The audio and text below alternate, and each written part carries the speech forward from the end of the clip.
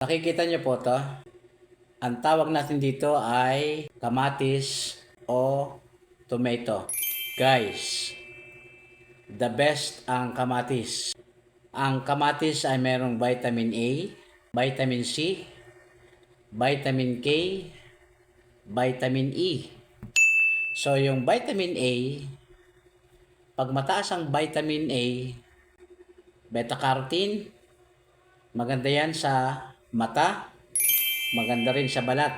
Wow! Vitamin C, para sa ating immune booster, immune system. Vitamin K, sa dugo. At ang vitamin E, ang pinakamaganda, sa balat. Kaya kung gusto ninyo na kuminis ang balat, maging bata, kumain palagi ng kamatis o tomato. Ngayon, mayroon itong special na antioxidant. Ang special na antioxidant nito, kung tawagin natin ay lycopene. Ngayon, paano natin makukuha ang lycopene? Ilaga. Hugasang mabuti. Buo. Ilaga.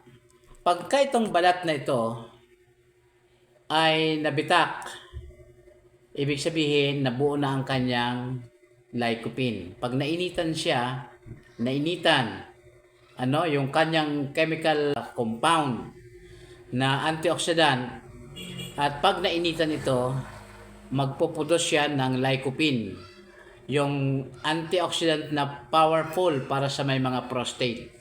Kaya ang gagawin nyo sa may mga prostate, 4 lang na kamatis, araw-araw ilaga. Huwag ninyong papuputukin, ha.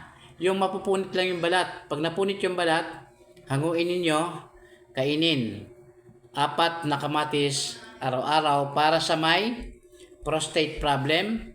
May iwasan ninyo na lumala o magkaroon ng enlargement of the prostate at mauwi sa pagiging cancer. Para naman sa balat, para manatili kayong bata, maski mga 50s, 60s, bata pa rin ang mukha, laging kumain ng kamatis. Para luminaw ang mata, inaayos ng kamatis ang inyong liver, the best na liver detox, para ang mata nyo ay luminaw.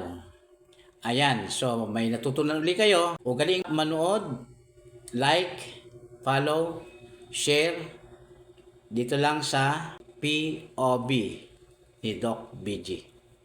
Salamat po.